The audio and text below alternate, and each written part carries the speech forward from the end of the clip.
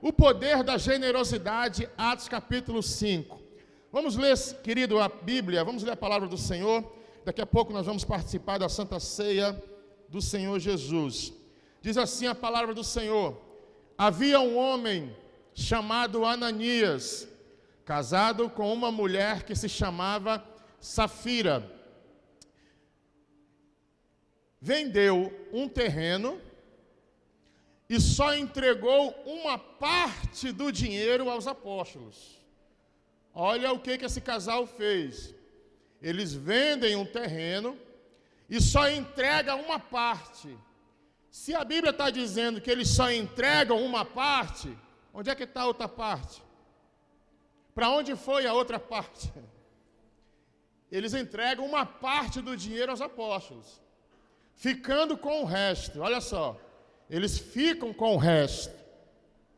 E Safira sabia disso. A esposa de Ananias sabia, né?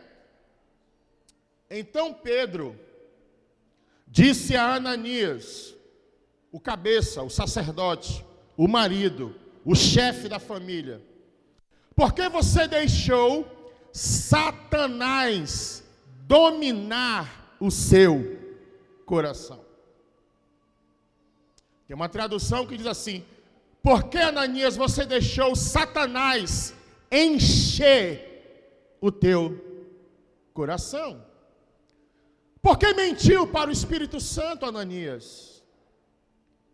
Por que você ficou com uma parte do dinheiro que recebeu pela venda daquele terreno? Olha o verso 4.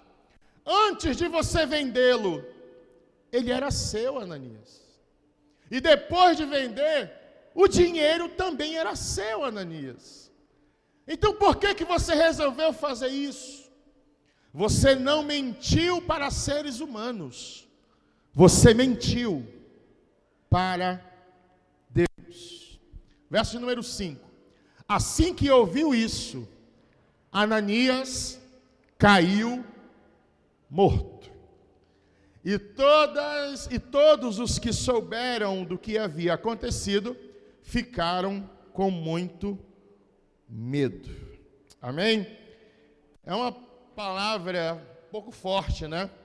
É uma palavra que tem como objetivo gerar temor ao nosso coração acerca de termos um coração generoso.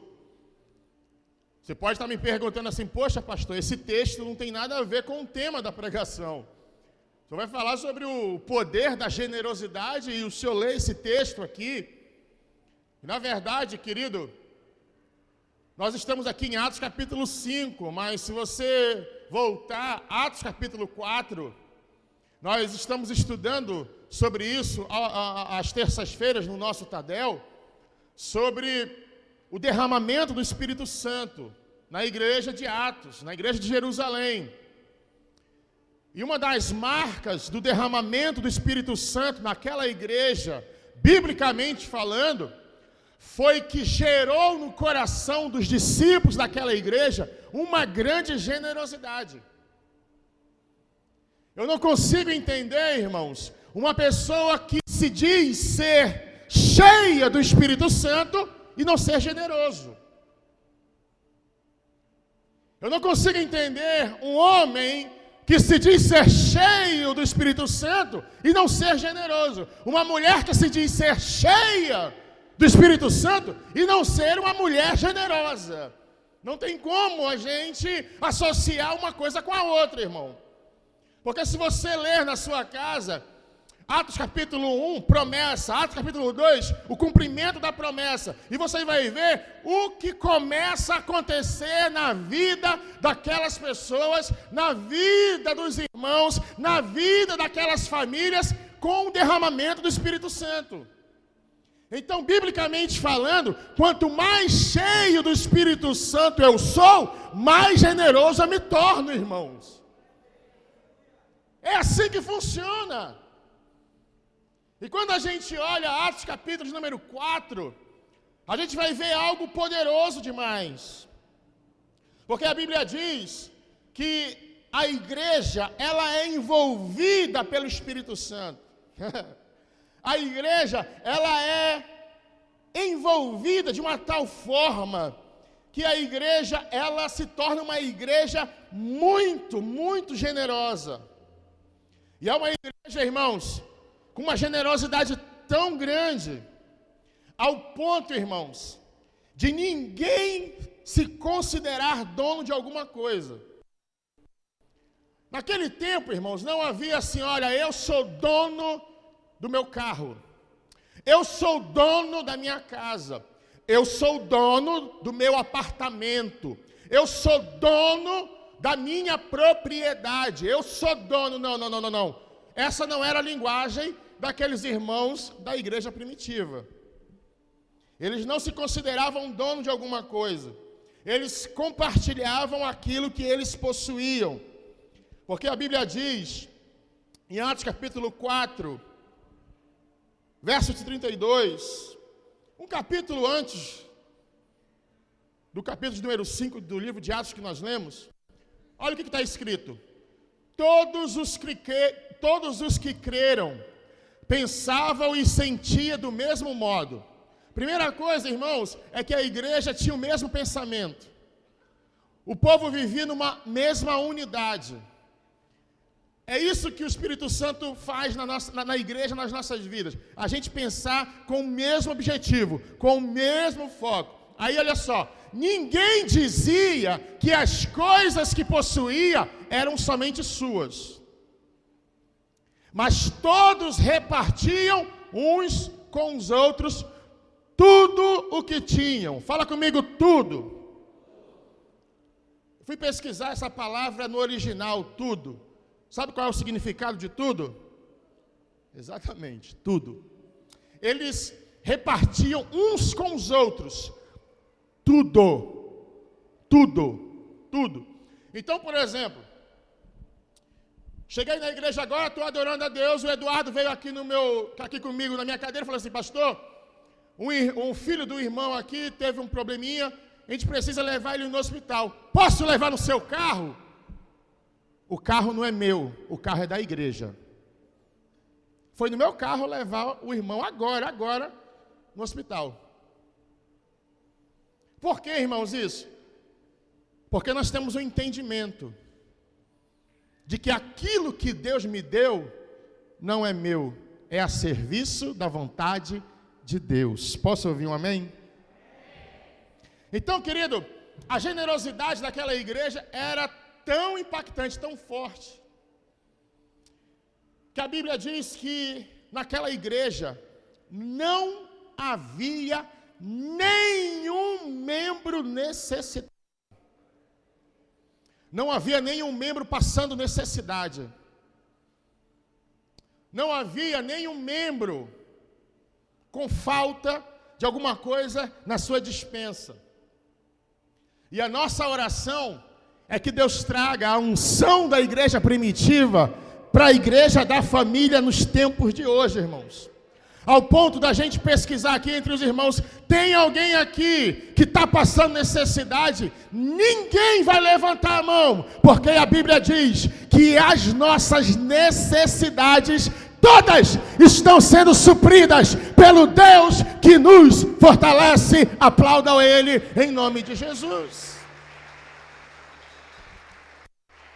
A generosidade sempre fez parte de uma igreja que vive a palavra. Pastor, o que a generosidade faz na minha e na sua vida? Vamos correr. Número 1, a generosidade gera prosperidade.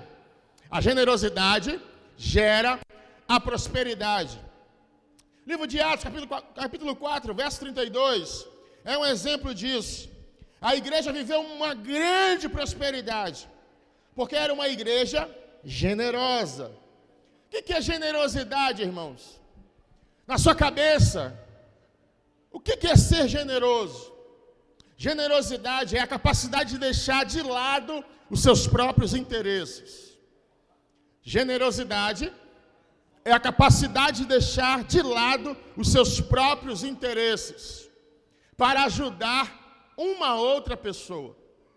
Isso aqui é generosidade, irmãos. Por favor, anote isso aqui. Quem tiver celular, por favor, tire foto, para você nunca esquecer. Porque isso aqui, irmãos, vai gerar muita prosperidade na sua vida. Então, generosidade é a capacidade de deixar de lado os seus próprios interesses para ajudar uma outra pessoa. Você, irmãos, uma cesta básica, ela ia te abençoar na sua despensa? Claro que ia. 1 quilo de feijão? Claro que ia. 1 quilo de farinha? Claro que ia. Mas o que é ser generoso? É eu abrir mão dos meus próprios interesses.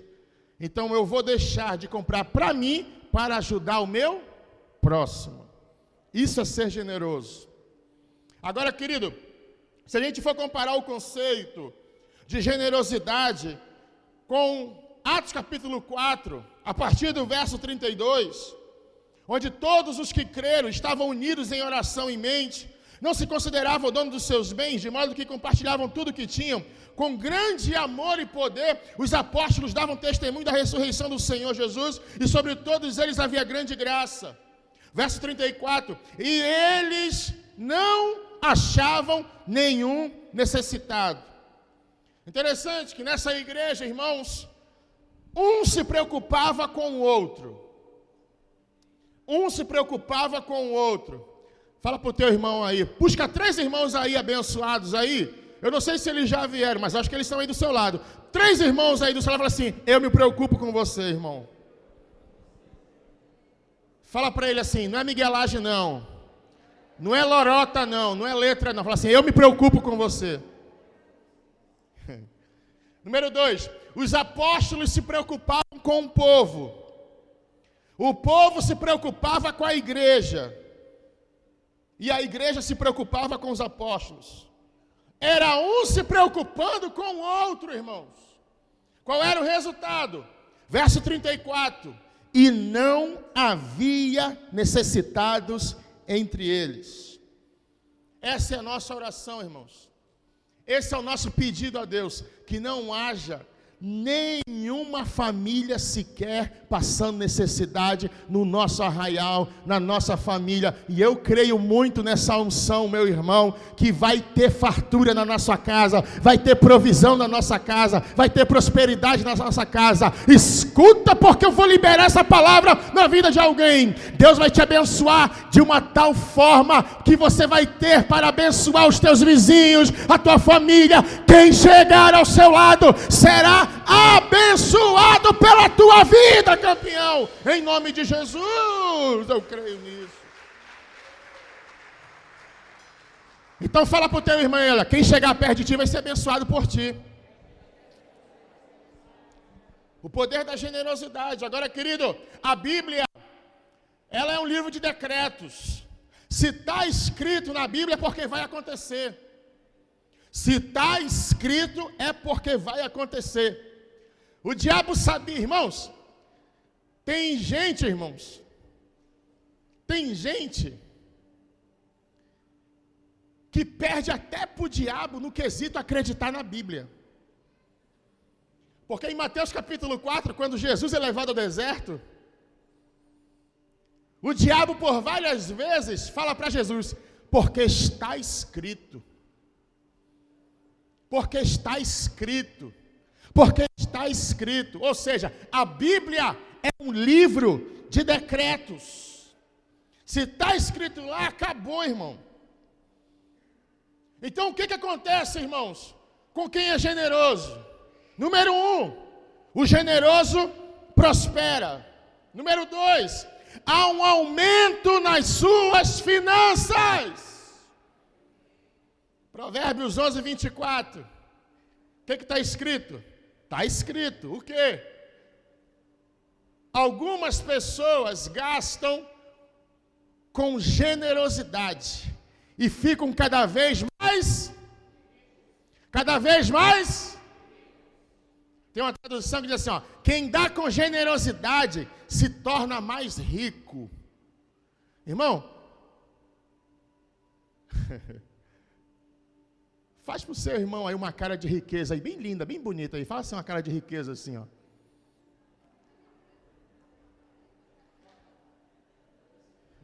Você sabia, irmãos, que tem algumas mães que já profetizam sobre os seus filhos? Vem cá, meu neném, cara da riqueza, meu neném. Meu tesouro. Irmão, se está escrito, nós não podemos perder para o diabo em acreditar ou não na Bíblia Sagrada. Eu acredito de todo o meu coração. Se eu sou generoso, a Bíblia diz, está escrito, que nós seremos abençoados nas nossas finanças, Igreja da Família. Verso 25, o generoso prospera. Está escrito, irmão, acabou. Número 2, o que acontece com o generoso? Ao aumento das suas finanças. O próximo, livramento e proteção. Salmo 41, verso 1. Como é feliz aquele que se importa com o pobre. Como é feliz aquele que se interessa pelo pobre. Em tempo de aflição, o Senhor os livra. Verso número 2. O Senhor o protege e lhe conserva a vida. Ele o fará feliz na terra e não o entregará ao desejo dos teus inimigos. Se você é generoso, se você é generosa, você vê Deus te abençoando, você vê as tuas finanças aumentando, e Deus te garante livramento e proteção, porque você é generoso, você é uma mulher generosa, irmãos. Agora, irmãos, a generosidade é uma semente que quando você precisar, se tiver sido semeada, ela volta para você. Ela volta. É a famosa lei da semeadura. Se você planta generosidade, você colhe generosidade. A Bíblia diz que quem atende o homem no dia, quem gera alívio ao seu próximo, quando você precisar, você terá alívio. Quantas vezes, irmãos, quantas vezes a gente já socorreu algumas pessoas, e aí, no dia em que chegar a nossa vez, no dia que chegou a sua vez, você vai olhar assim, caramba, isso parece algo que já aconteceu. Eu recebi essa bênção, eu recebi esse livramento, eu recebi esse alívio, mas foi porque um dia você plantou alívio na vida de alguém. Você sabia, irmãos, que existe bênçãos, livramentos, proteção de Deus, que Deus te dá hoje, mas foi porque você semeou isso há 3 anos atrás, você semeou isso há 2 anos atrás, você semeou isso há 10 anos atrás, coisas que você até já se esqueceu. Irmãos, mas é impossível Deus esquecer da nossa semente. Se o ser humano esquece, Deus não se esquece, irmão. Deus não se esquece. Agora não adianta ser somente generoso. Fala para o teu irmão, não adianta somente ser generoso. Deus, Ele olha o motivo do nosso coração. Eu vou ser generoso para mim ser o homem mais rico, para mim ser uma mulher mais rica. Eu vou ser generoso para todo mês eu pegar minha família e viajar para fora do Brasil. Isso são consequências, irmãos, mas a motivação, a Bíblia diz em 1 Coríntios capítulo 13, verso 3, olha o que diz: ainda que eu dê aos pobres tudo que eu possuo, e entregue o meu corpo para ser queimado, se não tiver amor, nada disso me valerá. Então por que eu tenho que ser generoso? É porque eu amo a Deus, porque eu amo pessoas. A Bíblia diz, irmãos, que aquele que era o amor, ele foi o homem mais generoso do mundo. João capítulo 3, verso 16. Que Deus amou o mundo de tal maneira que Ele deu, que ele foi generoso ao ponto de dar o seu único filho para morrer pelos meus e pelos teus pecados. Se eu fosse você, aplaudia ao Deus da glória, porque ele foi o homem mais generoso da face do universo, irmãos. Agora, irmãos, fala para o teu irmão: Deus vai te abençoar muito em todas as áreas da sua vida. Profetiza aí para 3 ou 4. Olha, Deus vai te abençoar muito. Fala aí, olha, Deus vai abençoar a tua casa. Seja profeta de Deus. Roque, meu filho, dá para te profetizar? Dá para te profetizar? Profetiza aí para 3 ou 4. Olha, Deus vai abençoar a tua casa. Deus vai abençoar a tua família. O espírito de profecia desceu na igreja da família. Deus vai abençoar você, abençoar a tua casa, abençoar a tua família, em nome de Jesus. Porque nós somos generosos. Agora, segundo texto, irmãos. Segundo o texto de Ananias e Safira.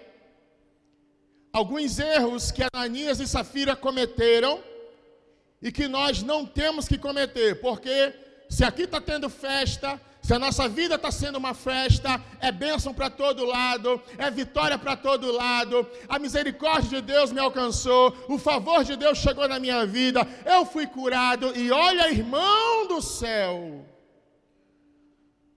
hoje fazem 463 dias, quantos dias? 463 dias, de quê? De pandemia no mundo. 463 dias de pandemia no mundo, mas de nenhum desses dias eu, você, tu e eu deixamos de tomar café, deixamos de jantar, deixamos de almoçar, deixamos do lanche da tarde, da janta, em nenhum momento. Levante a sua mão se você reconhece isso. Levante a sua mão, meu irmão, se você reconhece a fidelidade de um Deus que é poderoso. A Bíblia diz: eu nunca vi o justo desamparado, nem a sua descendência mendigar o pão. Deus foi fiel com a tua casa, Deus foi fiel com a tua família, Ele é fiel.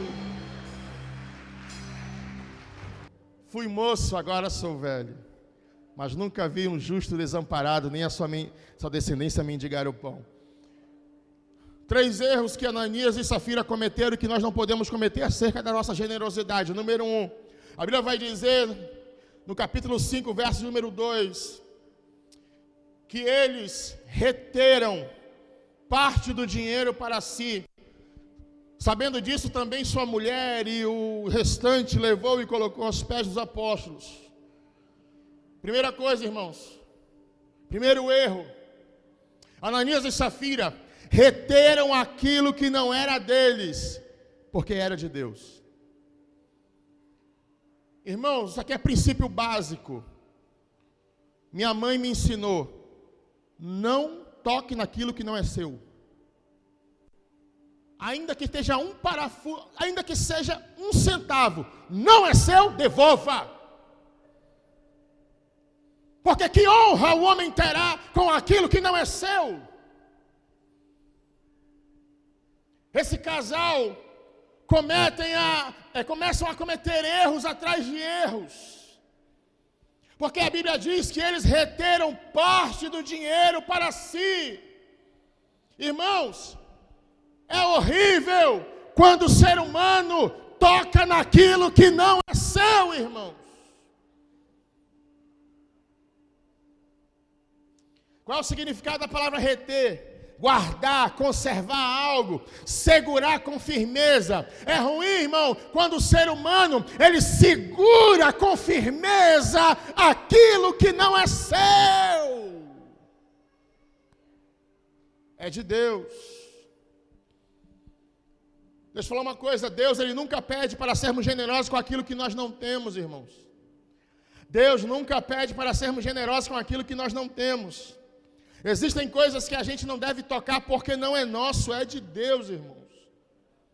Então aqui, você que está chegando hoje na igreja da família, nós temos uma linguagem qual ninguém aqui fala: vou devolver meu dízimo. Porque ninguém é dono de dízimo aqui. Meu dízimo, não, ninguém é meu. Quem não é meu? Porque não é meu, é de Deus. Como é que eu vou devolver aquilo que é meu? Não é meu, não é meu, é de Deus. O dízimo é de Deus. Tem coisas, irmãos, que Deus... Aquilo que é de Deus é de Deus. Fala para o teu irmão, aquilo que é de Deus é de Deus, irmãos. Não, fala para 3 pessoas do seu lado, aquilo que é de Deus é de Deus. Aquilo que é de Deus é de Deus. Aquilo que é de Deus é de Deus. Êxodo capítulo 13, olha o que diz. Disse o Senhor a Moisés: consagre para mim todos os primogênitos. O primeiro filho israelita me pertence. O primeiro filho israelita é meu, Moisés. E ponto final. Manda quem pode, obedece quem tem juízo. Isso que mamãe me ensinou desde cedo.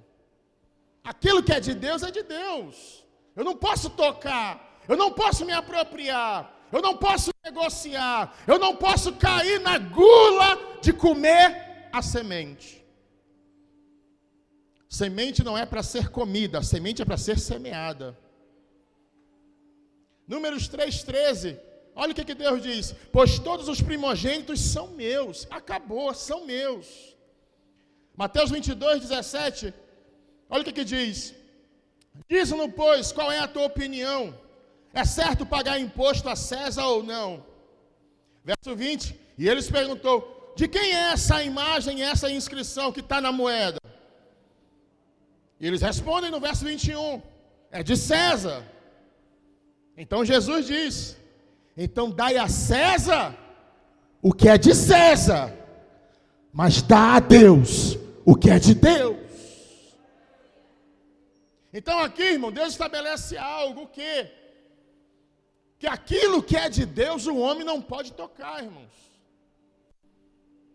Isso é tão verdade que no livro de Gênesis, na fundação do mundo, no primeiro livro da Bíblia, Deus chama Adão e diz assim: olha, de todas as árvores você pode tocar, menos essa. Só que o ser humano, irmãos, é aquela coisa do não proibitivo. É aquilo que a gente diz para neném recém-nascido, né? Quando está aprendendo a andar, engatinhar, tem a tomada, a gente fala assim para o filho: meu filho, não pegue nessa tomada. Aí o filho vai lá, o não proibitivo, ele vai e toca na tomada. Aí leva choque. Aí tem coisa ruim. Aí Adão faz o quê? Exatamente isso, Roque. Ele toca na árvore que Deus havia dito para não tocar. Sabe por quê, irmãos? Porque Deus, Ele quer ver no nosso coração a nossa obediência. E obediência fala o nível de amor que nós temos pelo nosso Deus. Por isso que a Bíblia diz que é melhor obedecer do que sacrificar. Se os meus filhos chegam comigo e fazem alguma coisa que eu não gosto, que eu não sou de acordo, e eles falam assim: ô papai, não, eu vou me sacrificar, papai, eu vou fazer isso. Não, eu não quero teu sacrifício, eu quero a tua obediência. Tenho no meu coração a certeza que você me ama. Então, irmãos, a palavra de Deus, ela vem hoje como uma água nos lavando. Sabe por quê, irmãos? A partir desse momento, fala para o teu irmão, sai do WhatsApp, por favor, agora. Fala aí. Sai do Instagram, por favor, por um minuto. Fala para ele aí, olha. Sai do Instagram, sai do Facebook, sai do WhatsApp. Diz assim: olha, o pastor está te vendo, e se você não sair, ele vai aí com você, e vai fazer você passar vergonha. Mas como ele te ama, ele está pedindo para você desligar antes, porque eu vou liberar algo na vida de alguém. Esse alguém precisa levar isso para a sua semana. Por quê, irmãos, que Deus quer nossa obediência? Porque a partir de hoje, Deus está liberando uma poderosa milagre, um poderoso milagre, uma poderosa vitória na minha vida e na sua vida, crente, em nome de Jesus. Deuteronômio capítulo 28, o que diz? Se atentamente obedeceres a voz do Senhor teu Deus, tendo cuidado de guardar todos os meus mandamentos que hoje eu te ordeno, todas essas bênçãos te perseguirão e te alcançarão. Tudo isso vai acontecer, irmãos, pelo fruto da nossa obediência. Então fala para 3 ou 4 aí, olha, não toque naquilo que não é seu. Não toque naquilo que não é seu. Não toque naquilo que não é seu. Não toque aquilo que não é seu. Aqui nós temos uma cultura, irmãos. Qual? Dízimo é de Deus, não é nosso. É inegociável. Não tocamos. Ah, pastor, mas não interessa. É de Deus. É de Deus. Ah, pastor, está falando sobre isso? É, porque a Bíblia fala. Se ela não falaria, eu não pregaria sobre isso. O que a Bíblia fala? Malaquias capítulo 3, verso 10. Trazei o dízimo à casa do tesouro. Eu fiquei me perguntando, Rodrigo e Ângela, por que Deus chama a casa dele de casa do tesouro? Você já parou para se perguntar? Tragam dízimo à casa do tesouro. Você quer saber onde estão os tesouros de Deus? Dá uma olhada aí, 360 graus para o seu irmão aí, olha. Cada um que está sentado aqui é um tesouro de Deus. Você é um tesouro de Deus. Você é um tesouro. Você é um tesouro de muito valor para Deus. Então traga o dízimo à casa do tesouro, para que haja mantimento na minha casa, diz o Senhor. E fazei prova de mim, se eu não abrir a janela do céu e derramar a bênção tal, que dela sobrevenha maior abastança. Então, querido, não toque naquilo que não é seu. Fala para o seu irmão, irmão, eu te amo tanto. Fala para ele aí. Fala, irmão, eu te amo tanto. Mas deixa eu falar mais uma vez. Não toca não naquilo que não é seu. Irmão, dá vontade às vezes, mas não faz isso não. Não toca, não toca. Em nome de Jesus. Eles tocaram. Segundo erro que eles tiveram, irmãos, e foi um pior que o outro. Segundo, ele reteve parte do dinheiro para si, sabendo disso também a sua mulher. E o restante levaram e colocaram aos pés dos apóstolos. Se não bastasse tocar naquilo que não era deles, eles levaram o que era resto para Deus. Irmão, deixa eu perguntar uma coisa aqui dos senhores. Eu sei que vocês só gostam de comer lá no Picanha Mania, só gostam de comer lá no La Parrilha, o Xande com a Rebeca, só gosta de comer ali no Adrianópolis, no Senhor Bife. Teve até um outro que ele me ensinou ontem, que até esqueci o nome. Crente só gosta de coisa boa, irmãos, e a gente tem que ser assim. Teve um irmão que disse assim, ah, pastor, eu estou enjoado de comer tambaqui assado. Glória a Deus!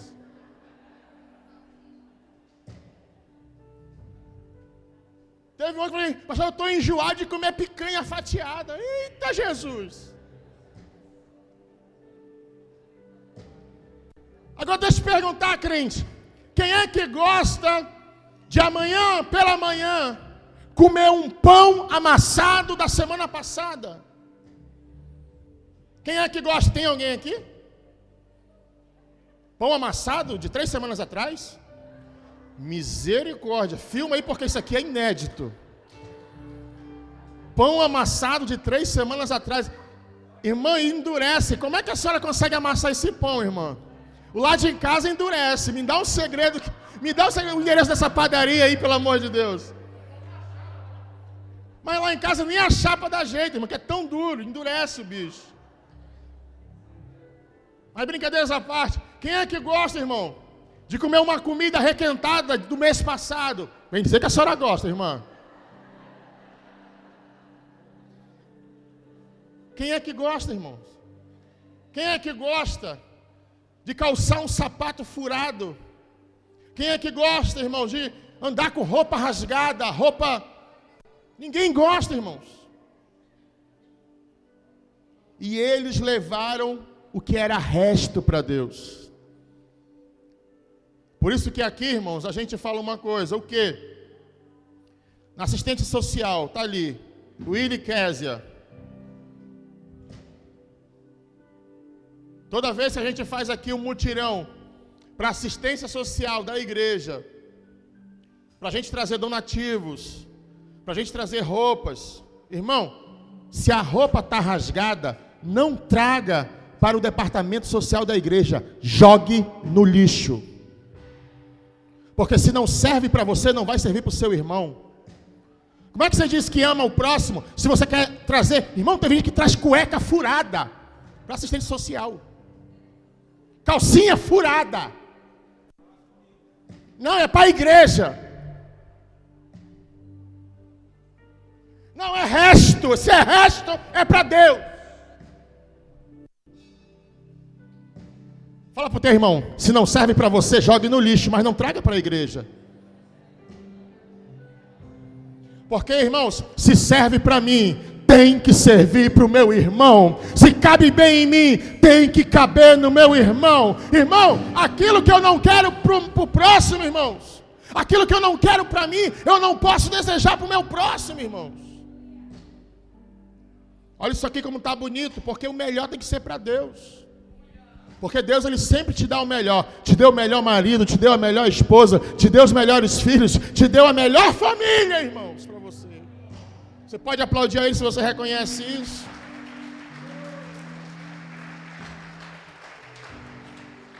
Então eles levaram o que era resto para Deus. Eu falei aqui, irmãos, hoje a pastora falou, amor, aquela palavra sobre generosidade, você sempre prega num Tadel, é um pouco diferente a dinâmica, vocês estão percebendo isso? Geralmente é um sermão expositivo, hoje é um sermão temático, é mais um culto de ensino, é um Tadel no domingo.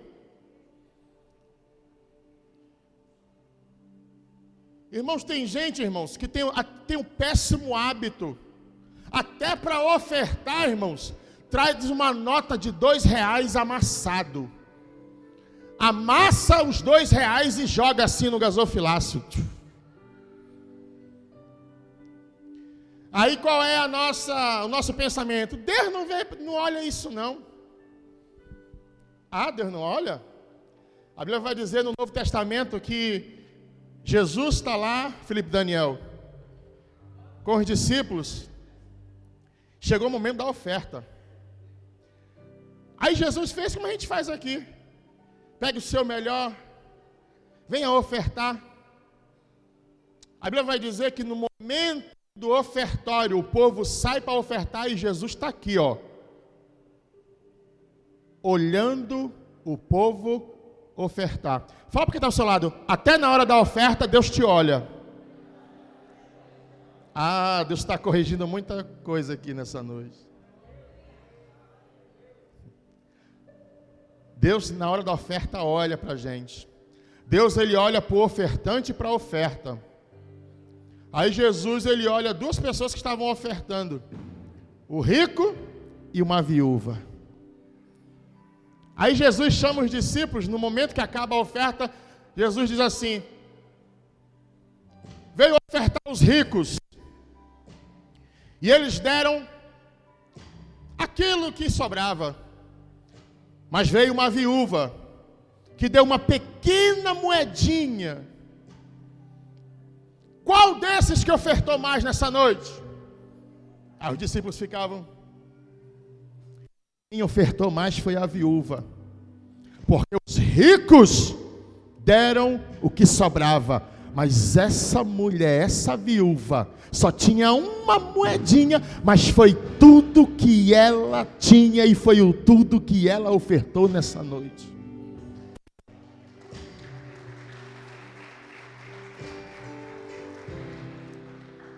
R$1.000, irmãos, para quem tem um imposto de renda de 100 mil, R$1.000 não faz falta. Estava comentando com alguém aqui por esses dias, diz assim, rapaz, o que é uma cesta de R$70? Uma cesta básica de R$70, você sai aí para fazer um lanche, você pede um x-salada artesanal, é R$18. Você pede uma jarra de suco, é R$22, só aí já foram R$40. No final você pede aí, mas se você não estiver sozinho, estiver acompanhado, dobra esse valor. Numa noite, rapidamente, você paga uma cesta. E gente vem dizer, não dá. Sabe por quê, irmãos? Quem é mão de muquirana, irmãos, arruma motivo para não dar nada. Vê se do teu lado tem alguém mão de muquirana. Vê aí, vê aí, vê aí. Mão de mucura assada. Você já viu mão de mucura assada? Agora quem quer ajudar, irmão? Pastor, quanto é que é? Uma cesta? Eu vou dar 2 cestas, pastor. Pastor, quanto é que é? 3 cestas? Eu vou dar 4, pastor. Porque eu sou generoso e amo a casa do meu Deus, irmão.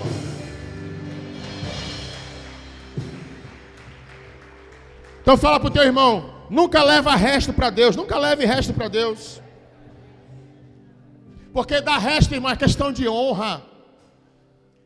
É questão de honra. Sabe, irmãos, uma vez o pastor, o coronel Caldas, lá do CMPM, lá da Carbrais, uma palestra para os pais dos alunos naquela manhã, e ele disse algo que me marcou, Felipe Daniel. Ele disse assim, antigamente, na hora do jantar, a mãe dizia para os filhos, coma o pescoço, coma outras partes, o peito, a coxa e a sobrecoxa, deixe para o seu pai. Agora hoje, está uma bagunça. Hoje a mãe faz o jantar, o frangão está bonito, filhinho, pega a coxa, pega o peito, e se sobrar, o teu pai come o pescoço, o teu pai come o pé da galinha, se quer. Porque honra a gente aprende é dentro da nossa casa, irmãos. Isso é uma mensagem pastoral. Se você quer ter honra fora, aprenda a honrar quem merece honra dentro da sua própria casa. Honre o seu pai, é princípio bíblico. Efésios capítulo 5 diz lá, honra pai e honre mãe. Se você quer ter prosperidade e vida longa na sua história. Porque tem muita gente, irmãos, que abrevia a sua existência na terra. Porque vive debaixo de desonra. Não honra pai, não honra mãe. Aí quer vir para a igreja, quer honrar pastor.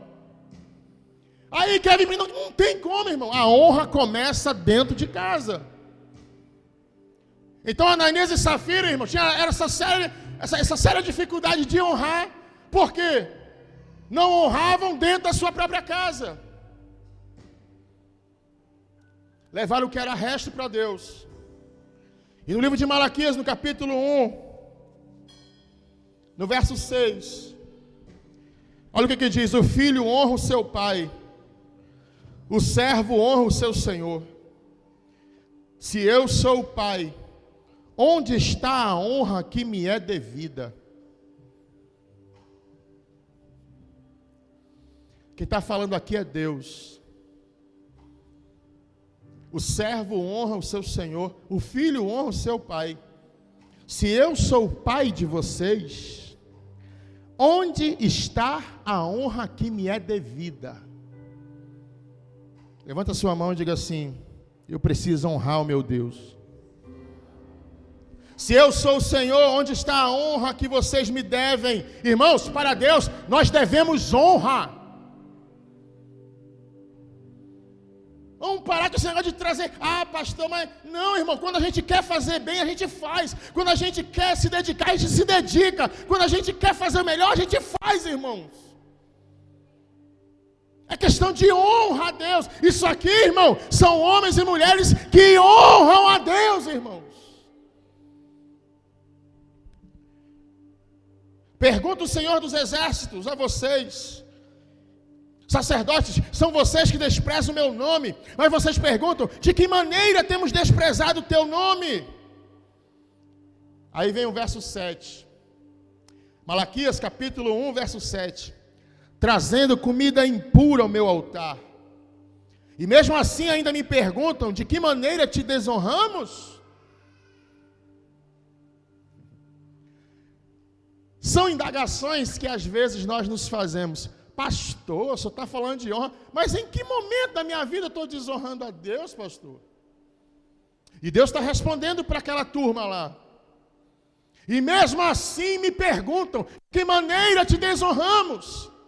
ao dizerem que a mesa do Senhor é desprezível. Na hora de trazer animais cegos para sacrificar, vocês não veem mal algum. Na hora de trazer animais aleijados e doentes como oferta. Olha o que Deus está dizendo aqui, irmãos. Na hora de trazer animais para sacrificar, vocês não se preocupem em trazer o melhor animal. É animal cego, é animal aleijado, é animal manquejando, é animal doente como oferta. Também não vem mal algum nisso. Tentem, agora irmão, irmão, agora aqui Deus, sabe o que Deus diz para eles? Tenta pegar toda essa porcaria que vocês estão me trazendo, e vocês dizem que é oferta, animal cego, animal imundo, animal doente, pega toda essa porcaria e tenta levar para o governador, para ver se eles vão gostar, para ver se ele vai gostar. Tenta pegar tudo isso aqui que vocês se gabam, dizendo, eu trouxe isso, eu trouxe aquilo, eu trouxe com a motivação errada e desonrando a Deus. Pega tudo isso e leva para o prefeito Davi Almeida, ver se ele vai gostar. Leva para o governador Wilson Lima, ver se ele vai gostar. Leva para o presidente Bolsonaro, ver se ele vai gostar. Aí Deus termina dizendo: se eu sou o Senhor, onde está a minha honra? Fala para o teu irmão, aleluia. Eu sei que nesse momento, glória a Deus foge, irmão. Eu sei que o glória a Deus nesse momento fica engatado na garganta. Mas não tem como a gente falar de honra se não falar de desonra. A melhor coisa para a gente saber o que é a gente primeiro sabendo o que não é. Então trazer resto para Deus não é honrar, irmãos. Ninguém gosta de receber resto. Dar resto para Deus é fazer para Deus de qualquer jeito. Não tem zelo, não tem capricho. Dar resto para Deus é dar o que sobra. Quando damos a Deus o resto do nosso tempo. 1 Timóteo 1,17 diz: ao Rei eterno, ao Deus único, imortal, invisível, seja a Ele honra, glória para todos sempre. Apocalipse 5,13: depois ouvi todas as criaturas existentes do céu, na terra, debaixo da terra e do mar, e tudo que neles há, e que dizem: aquele que está sentado no trono e ao Cordeiro, aquele que está sentado no trono e ao Cordeiro. Eu vou falar até você levantar a mão e glorificar Ele. Aquele que está sentado no trono e ao Cordeiro, sejam a Ele louvor, honra, glória, poder para todos sempre. Amém.